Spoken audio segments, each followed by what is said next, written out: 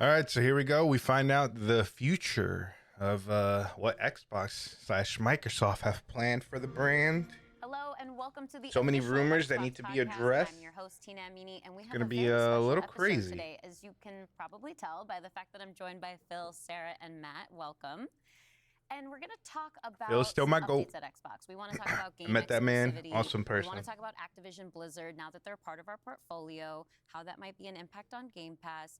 And we want to talk about hardware too and how all of this fits into the strategy at Xbox. So where should we start, Phil? Well, when we originally had planned for the show, starting back in December, I think we probably would have started with Activision Blizzard, maybe talked a little bit about the exclusivity with some of the news coming up, and then hardware. But we've had some unforeseen news that has come out. So let's just go and tackle the exclusivity question, because I know it's on the minds of All right, he's getting straight to it. Community, and that's an important input for us. So we made the decision that we're going to take 4 games to the other consoles, just 4 games, not a change to our kind of fundamental exclusive strategy. It is, we're making these decisions for some specific reasons. We make every decision really with the long-term. That's pretty much true. The games that were and long-term health of Xbox, Hi-Fi Rush, the growing platform, our games performing, building the best platform for creators, reaching as many players as we can. We're always looking to learn as a leader. I mean, Hi-Fi Rush is fine. That game deserves to be played by many people. Interesting point in time for us to use what some of the other platforms have right now to help grow our franchises. So we're going to do that. So these 4 titles, what are they? Can you say? I'm not going to name those games. The teams that are building those games have announced plans that are not too far away. As we know, games put a lot of energy into their announcements with the partners. They're not even games out? I don't want to take anything away from those teams. So I won't be talking about the titles specifically, but I think when they come out, it'll make sense. When they come out. Can we say if either of those titles are Starfield or Indiana Jones? They are not Starfield or Indiana Jones. Well, what was the criteria okay. in how the team was thinking about selecting those 4 titles? Let me start a little bit outside of that. So it is smaller games, most likely. It's probably right now. Blade. The fundamental decision driver for any because decision Marvel that we make, anything we're going to talk about today, is the long-term health of Xbox. Hi-Fi Rush That we're running definitely, a I growing think. platform that is reaching more players, that our games are having as much success as possible. And I do have a fundamental belief that over the next 5 or 10 years, exclusive games that are exclusive to one piece of hardware, are going to be a smaller and smaller part of the game industry. And that's not some great insight, because if you look at the last 10 years and what the biggest games are today, it's a natural place. Whether it's one console and PC, multiple consoles, mobile console and PC, you see big games landing on multiple platforms. And we want to be a great platform for creators that are trying to realize that potential. But now back to the specifics of the question on these four specific titles. We looked at games that are over a year old, so they've been on Xbox and PC for a while.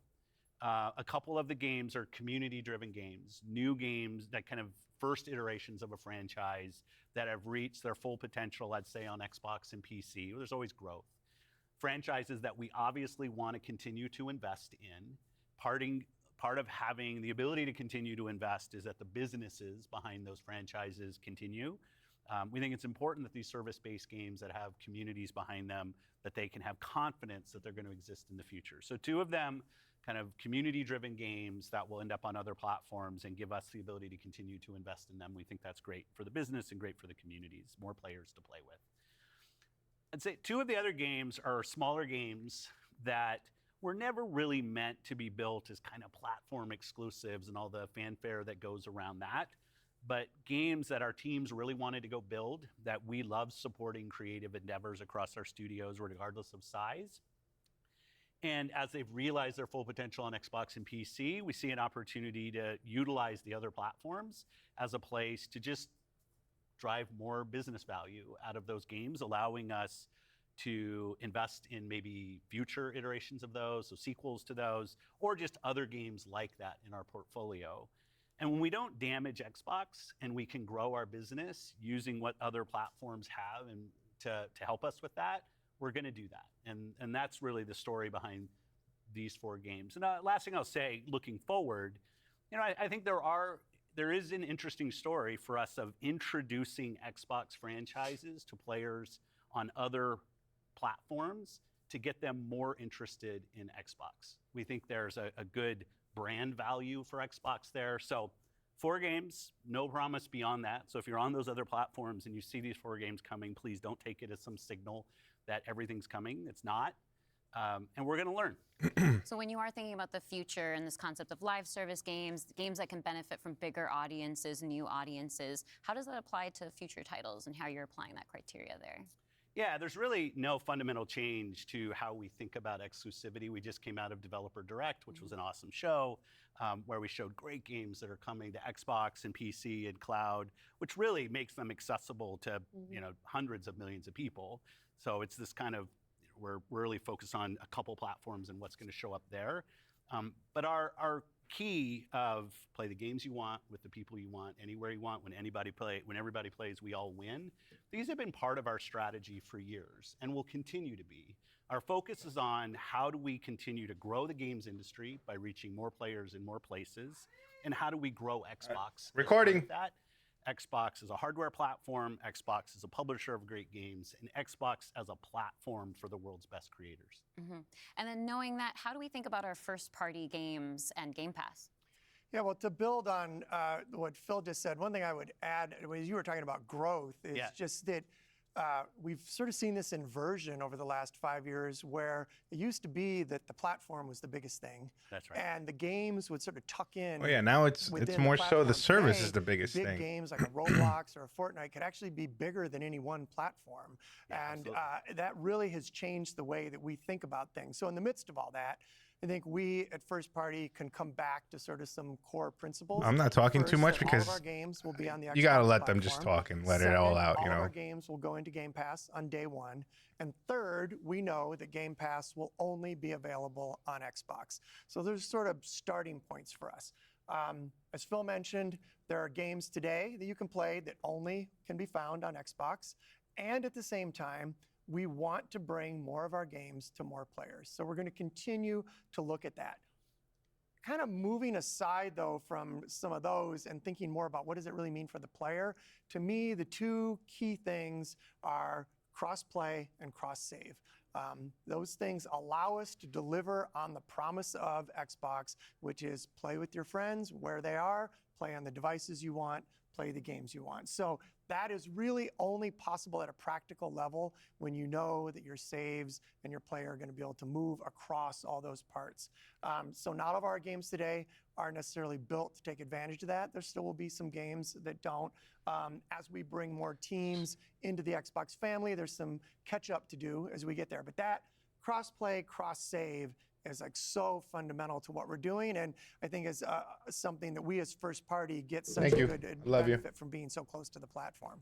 Yeah, absolutely. I mean, that's one of the things, like you said, all of our games are always in Game Pass. And so I'm excited to announce, with the coming together that we had with Activision Blizzard King, that Activision and Blizzard games are coming to Game Pass, starting with Diablo 4 on March 28th, which I'm super, super excited to share today.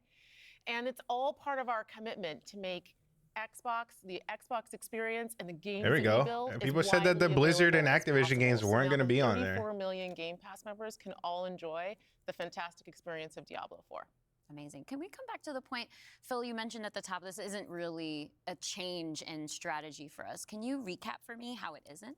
Yeah, and I thought both Matt and Sarah did a really nice job of talking about what we're doing on Xbox, where we're going. If you take a platform feature like Xbox Play Anywhere, which has been a promise that we've made on our first-party games, that you can buy our game once, you're going to get play across Xbox and Windows. I think It hasn't really happened. Does this. I think like Gears was like the only one I had that for does it. you, not only to play with your friends wherever they are, but to know that you actually have multiple entitlements to the games. I think that's a technology I would love to see applied to more platforms. But it is this view that people are going to play Xbox in multiple places. Whether it's play the games you want with the people you want, anywhere you want, whether it's content, community, and cloud, whether it's when everybody plays, we all win. Like we've had different taglines, different strategy kind of words that we've used, but always with this view that Xbox is a platform for creators who want to reach the most players. Our investments in xCloud, our investments in franchises like Minecraft and now Call of Duty and other large franchises so that we learn how to build those. This has been a strategy that we've been on for, I'd say, a decade. It's not about one device. It's not about games in service of a device, but rather the devices that people want to play on should be in service of making the games as big and popular as they possibly could be. Because really a healthy creator community on Xbox, a healthy creator community in gaming all up is the thing that all of us as game players should be voting for, because that's the thing that will lead to the best long-term success and growth in this industry. And my understanding just from listening and learning from you three over the past few weeks, just understanding what's happening with Xbox, is that we see trends with player behavior where people are playing on multiple devices. That is the reality. And we have put some games out on multiple platforms before. Xbox So needs my understanding is a that mobile that's been console. good for players. How does that come back to the business with all of that? Or they need to team up with like Steam Deck or as you something. said, we have shipped games on other platforms. In fact, realistically, if you look with the addition of Activision and Blizzard and ZeniMax, we're one of the largest game publishers on PlayStation. We're one of the largest publishers on the Nintendo Switch, especially when you put Minecraft into the equation as well. And now we're one of the largest publishers on mobile platforms as well. And that's not something that we want to back away from. We want to continue to be building great games that millions and millions of people can love. And that they can play those games where they want to go play. But we do understand the business success that Xbox has to have. Us as leaders in this business, the system today, the system that all companies that we play video games from, is a world of you got to be growing your business. Growth in our Xbox business is critical to the long-term health of Xbox. Many people know I've been on Xbox for over 20 years, and I want to make sure Xbox is in the best position for the next 20 years. That means healthy player community, healthy creator community, and healthy business. So when we look at opportunities to allow more people to play, more people to engage, more people to buy, more people to subscribe. I hope this is Phil saying he's in it for the long haul, because there's a lot of rumors that he was stepping down. The absolute best experience somebody has on Xbox is hardware that your team builds and that people play on. But that's not going to be everybody. We fully accepted that we're going to have Xbox players across all kinds of devices. So I think a lot of people think about 2023 as this incredible year for gaming. And in a lot of ways it was. There were some really amazing releases that I think we all enjoyed. But what were the signals behind the scenes that maybe indicated how we wanted to look at the future of Xbox and how we kind of keep up with the industry? Yeah, such a good question. And I think it's, as people who care about the industry, which I assume is people who are watching this, it was an amazing year. Some great launches, some of the games that I think will stand the test of time and people will be talking about a decade from now. But it's an industry that didn't really grow. And what happens when an industry doesn't grow? You end up with some job eliminations, which we had. We had even our own hard decisions to make about building a sustainable business for ourselves, but in no way were we alone in that. When you think about a healthy industry, I want players who believe that they will find the best games on the platforms that they love. I want people who invest their careers in working here to feel like this is a place that they can be successful. And that really is down to being part of an industry that is growing. If you listen to Lisa Su, the AMD CEO, she'll say that AMD-powered consoles are likely to decline in 2024. I think there's an amazing set of games coming in 2024, but if we don't get to growing as an industry, the industry will struggle.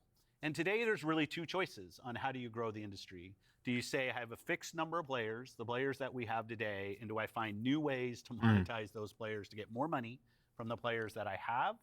Or do you think about how do I expand the business I have by finding new players and adding those to the base of players that already play? Our focus on Xbox for the last decade has really been on that latter point of how do we make sure Xbox is growing for our players, growing for our creators, so those people are finding success on our platform, which will grow the Xbox business and put Xbox in a position to be very strong for years and decades to come. Matt, earlier you were talking about these growing gaming communities, how they're incredibly large, and comparable on such a different level when we think Dude, about Matt's fit is console kinda fire. audiences. Like you mentioned Roblox, you mentioned Fortnite. So how are we're obviously thinking about our responsibility, our hardware responsibility is supporting the growth of gaming communities. How has that actually shown up for the players? Are there other games we can speak to from our portfolio? Well, as Phil mentioned, I mean, two of the biggest ones for us, Call of Duty and Minecraft, I mean, they are driven just from the bottom up by the communities of people that play those games, which is so great. I think about it for the player community, it comes down to where are the friends, where are the people you play with, and then equally important is where have you built up your library of games, right? Where have you invested? Where's that library? I think those two things probably are some of the biggest influences on where people choose to play and what devices they choose to play. Yeah. When we think about, on the other side, the developer side, just any game developer wants their game to find the biggest audience possible. That's just the nature of building a game. You want people to enjoy and participate in what you've made.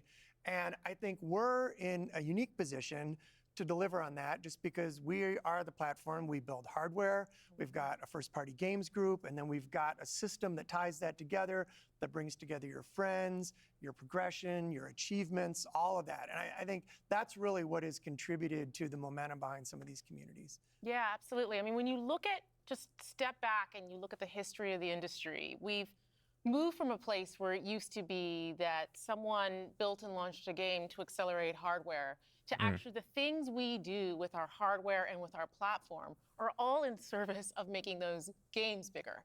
And we think about that across all of the investments we make, the consoles we build, the investments we do with things like cross-play, cross-progression, the things that we're doing with cloud. How do we actually give more options to game creators so they can have the greatest success?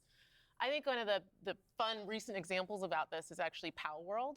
You know, Pal World was able to launch, they were a game preview, they launched in Game Pass, they also simultaneously launched in Steam. And through the combination of those things, you know, Pocket Pair was able to have this outsized success, and it was the largest third-party Game Pass launch ever. And that's all because we give creators options on how Our they World's can launch fire, their man. I'm games. not We've gonna got lie. That game's subscription, We've got addicting. retail, we've got free-to-play, we've got game preview, we have the consoles, we have our experience on PC, and they can access all of those things. And when we step back and we just look at the performance of our platform all up, we know it's working. We're at the highest level of users on console, the highest level of users on PC, the highest level of users on cloud ever. We have double-digit growth rate on PC and cloud, places where we're enabling creators to actually reach new players beyond the console ecosystem. And that's why we're leaning into it and doing more, because we see all those signals. So we're talking about the role that hardware plays for creators, for the games and those communities. What about the role that hardware plays for us as a business, for Xbox? When we look at our hardware, it really is, and Phil said this earlier, it's where you get like the most flagship seminal experience of Xbox. And it also represents a developer target. Our developers can build the specs of our hardware, and we invest to make sure they know when they do that, that the games are going to run great on our hardware, but they're also going to be able to be accessed across any screen because of all the other investments we make. So we're giving them an easy way to access as many players as possible. And we actually have more creators right now building for Xbox than ever before by nature, thousands of them by nature of those investments. And we got more to come. There's some exciting stuff coming out in hardware that we're going to share this holiday. And we're also invested in the next Christmas generation they're gonna roadmap. And new what we're hardware. Really focused on there is delivering I think the the largest handheld tech rumor is release true. we will have ever seen in a hardware generation, which makes it better for players and better for creators and the visions that they're building. And then when we're talking about hardware too, there's these other considerations that are really important to our community, probably to each one of ourselves as well. When you talk about library, because I want to dig in on that a little bit more. You know, as we talk about cloud in the wider entertainment industry, there's conversations about streaming. How is that impacting how I own my content that I've invested in? So what can we say about our stance around game preservation? Yeah, you know, one of the highlights for me of being in this position was getting to stand on stage when we announced back compat coming to Xbox One. Like, it was fantastic. People were reading the teleprompter before I could read it. I'm a slow reader, and just feeling the energy in the auditorium as we were saying that in online. I was there live one for of the that. cues, I think us as being part of Microsoft take one of the is looking at E3s. Windows. It's awesome. And how Windows over decades has maintained software compatibility with things that are built on it.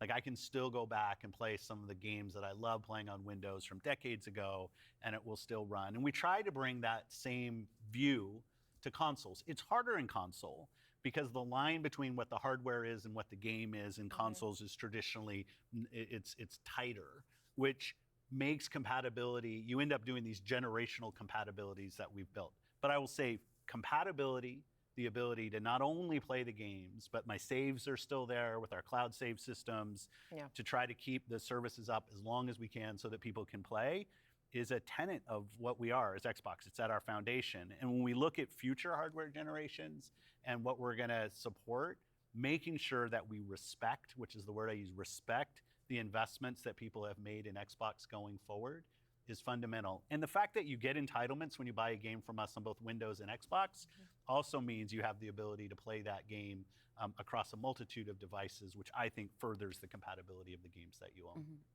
Can we go back to what Xbox stands for today? I think we've pretty much covered all of the elements, but if you could break it down for me. You know, when you play on Xbox, what we're saying is you're playing on a platform where you know the biggest games in the world are always going to be. You're playing on a platform where you get to access Game Pass. And all of the games from our incredible range of studios will always launch in Game Pass day one. And you're playing on a platform that's dedicated to you, like player-first features, cross-play, cross-save, cross-progression, backwards compatibility, being able to play your games in your library anywhere you want because of the investments that we make in cloud gaming.